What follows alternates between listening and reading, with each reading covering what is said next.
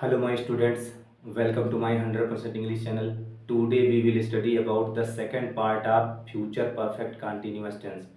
Future perfect continuous tense जिसके बारे में हम पिछले वीडियो में पढ़ चुके हैं, उसके आइडेंटिफिकेशन के बारे में जाना, अफर्मेटिव सेंटेंस पढ़ा। आज हम लोग फ्यूचर परफेक्ट कंटिन्यूअस टेंस से संबंधित निगेटिव सेंटेंस पढ़ेंगे। निगेटिव सेंटेंस में होता है नकारात्मक वाक्य। अब ध्यान दीजिएगा, इसमें इसका स्ट्रक्चर कैसे बनता है।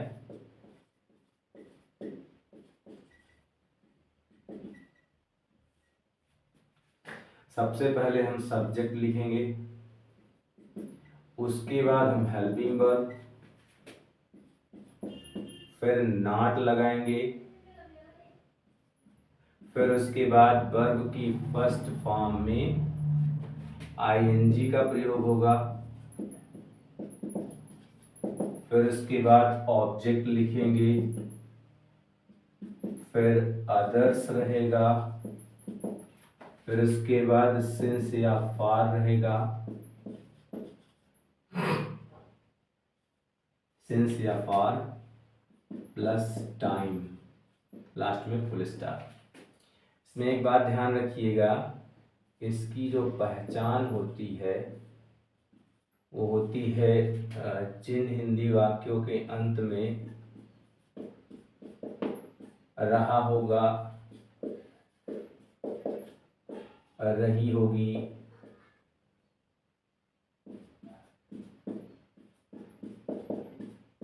रहे होंगे प्लस टाइम दिया होता है, उन्हें फ्यूचर परफेक्ट कंटिन्यूअस टेंस कहते हैं। इसमें हेल्पिंग वर्ब जो लगाते हैं वो हम लगाते हैं विल, हैव बीन और या फिर शैल हैव बीन।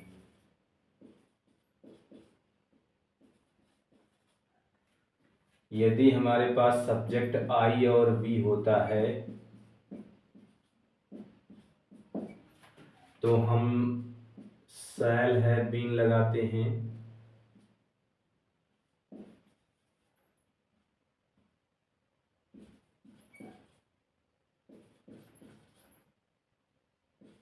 और यदि हमारे पास सब्जेक्ट अदर सब्जेक्ट होते हैं, यानी आई बी को छोड़ करके अदर सब्जेक्ट यानी अन्य सब्जेक्ट जो होते हैं, उनके साथ हम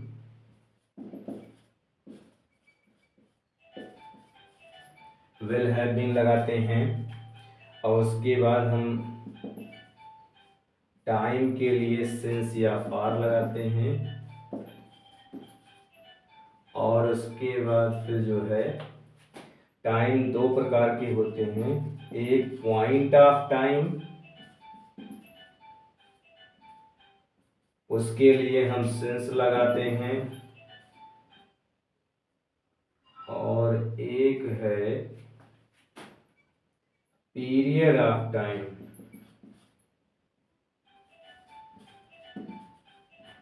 उसके लिए हम फॉर लगाते हैं। तो पॉइंट ऑफ टाइम के लिए सिंस लगाते हैं और पीरियड ऑफ टाइम के लिए फॉर लगाते हैं। इस प्रकार से हम सेंटेंस जो है सॉल्व करेंगे। अब यहाँ हम जो है एग्जाम्पल देख लेते हैं।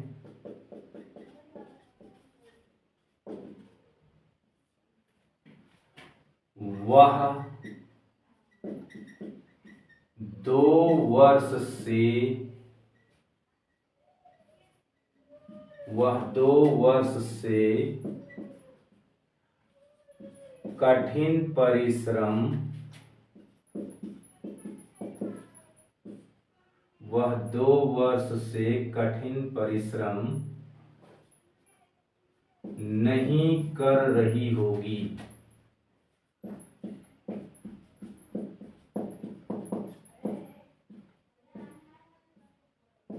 नहीं कर रही होगी।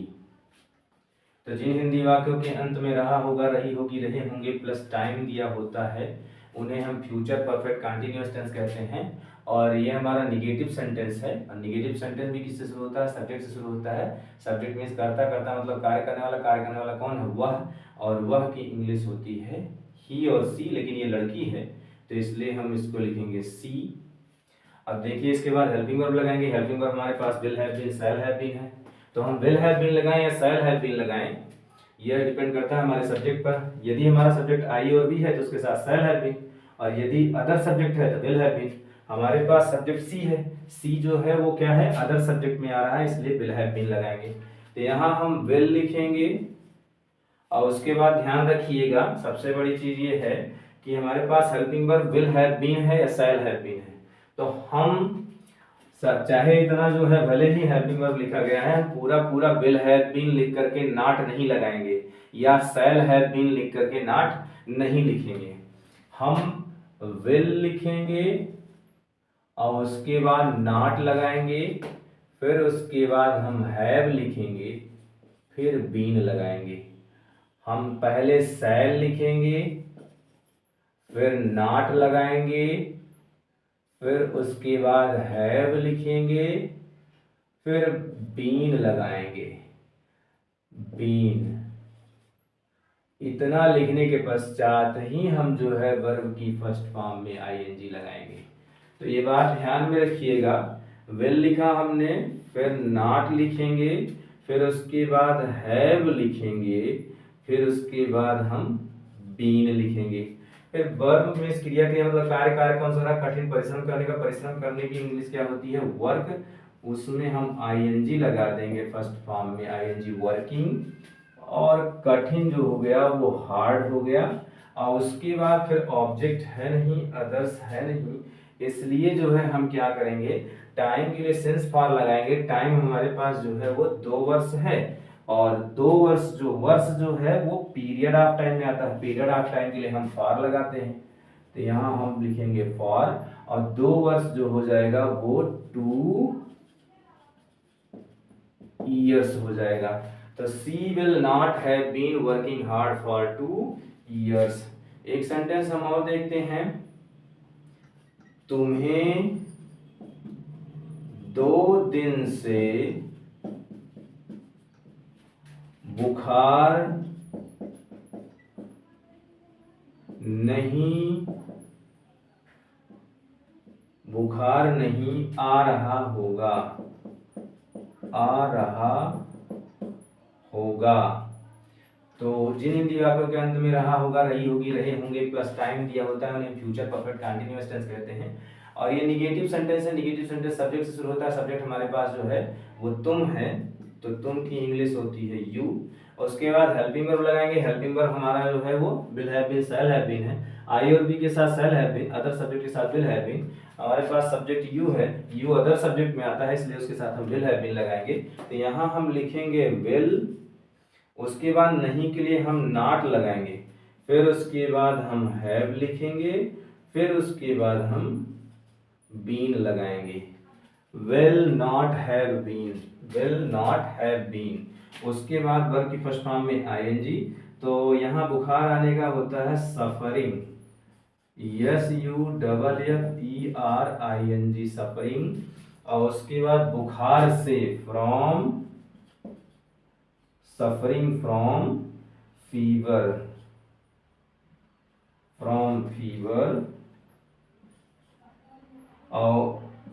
और इसके बाद जो है फीवर लिखने के पश्चात फ्रॉम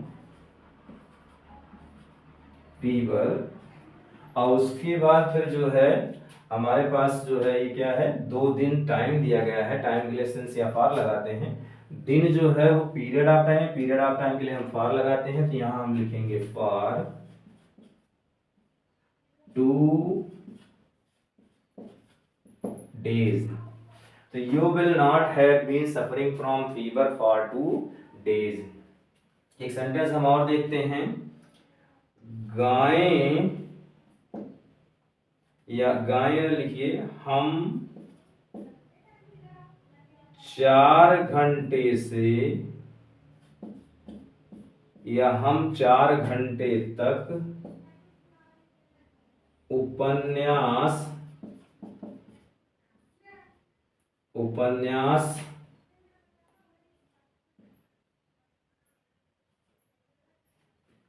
नहीं पढ़ते रहेंगे, नहीं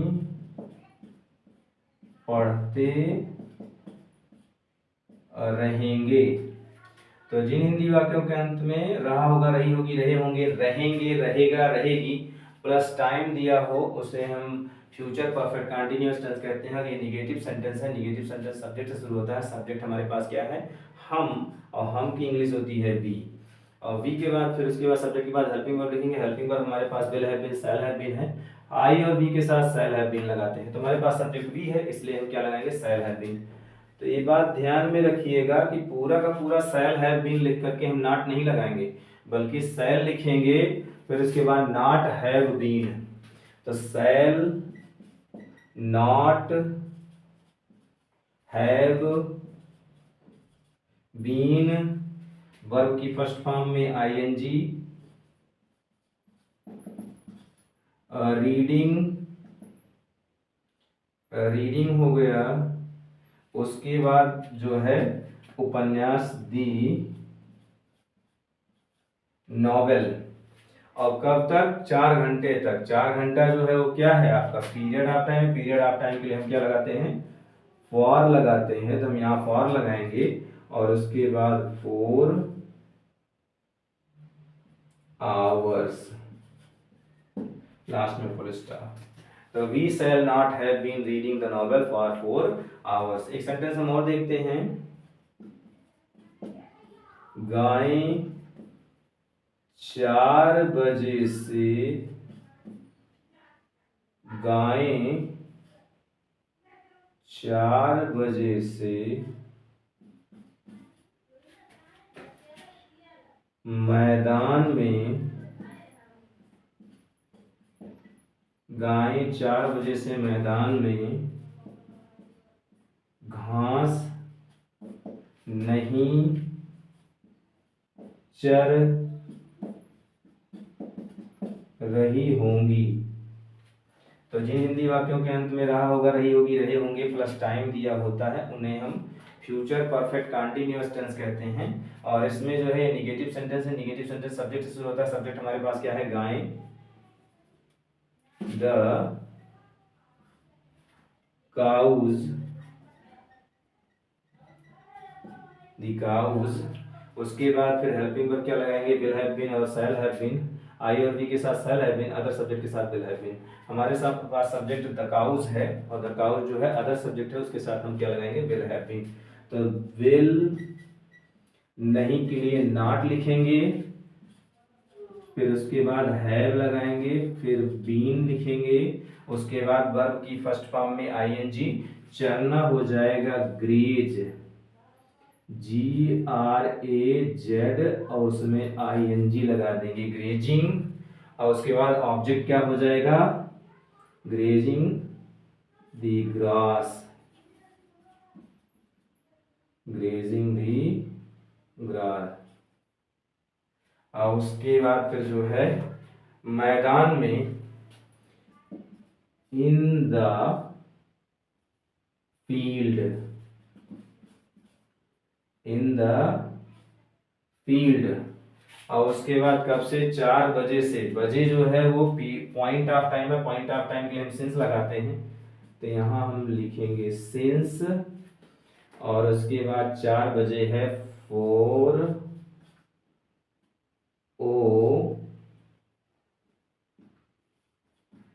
o'clock, 4 o'clock।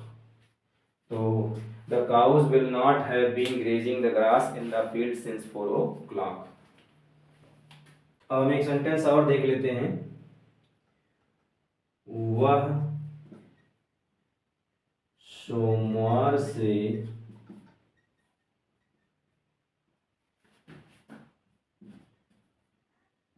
खाना नहीं बना रही होगी।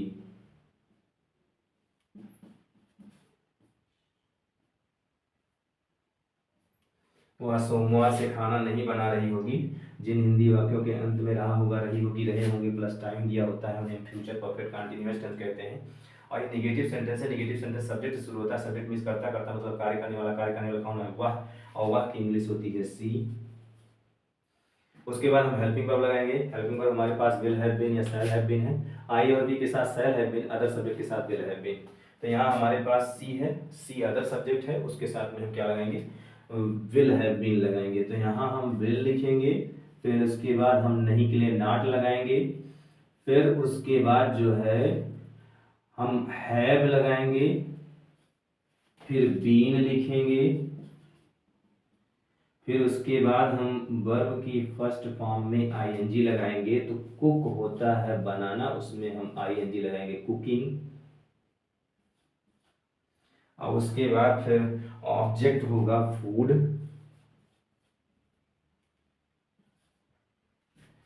और उसके बाद फिर सोमवार से जो है कह रहे हैं, सोमवार से जो है वो आपका क्या है? टाइम सोमवार है। सोमवार जो है पहर है, यानी सोमवार जो है वो पॉइंट ऑफ टाइम है। पॉइंट ऑफ टाइम के लिए हम सिंस लगाते हैं। तो यहाँ हम सिंस लगाएंगे। और उसके बाद फिर जो है सोमवार यानी मंडे। तो she will not have been cooking food since Monday.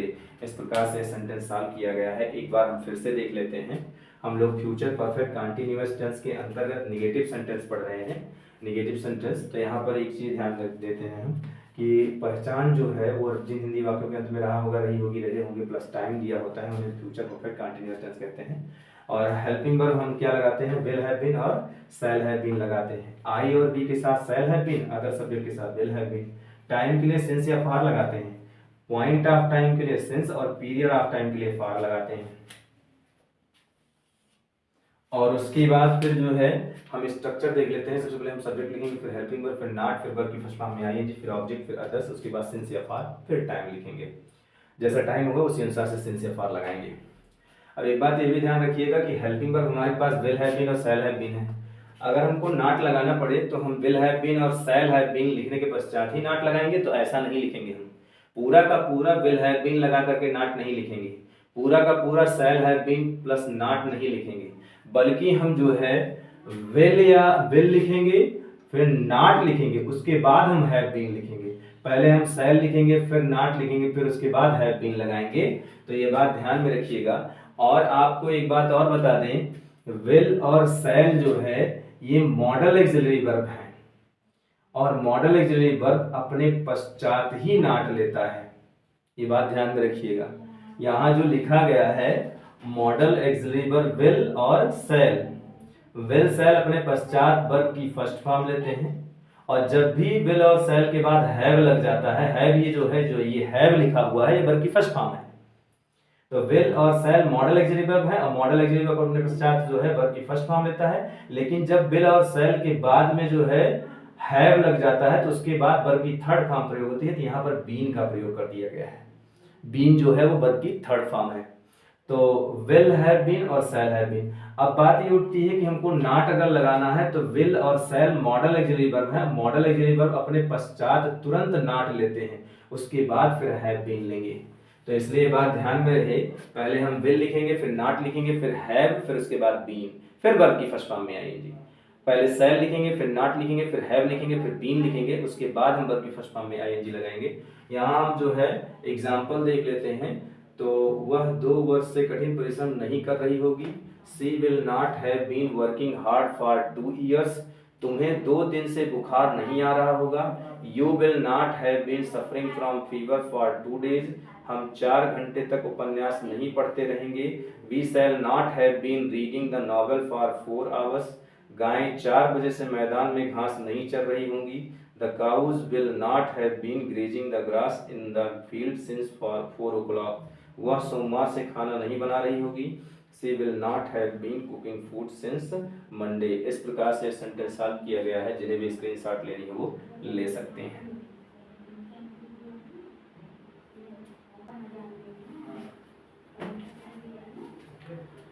आज के लिए बस इतना ही। हमारी वीडियो कैसी लगी कमेंट करके बताइएगा, और इसे पढ़ने में अगर दिक्कत हो रही है तो इससे पहले फ्यूचर परफेक्ट कंटिन्यूअस टेंस के पार्ट 1 में जाइए, वहाँ पढ़ करके तब इसे पढ़िए तो आपको अच्छे से समझ में आएगा।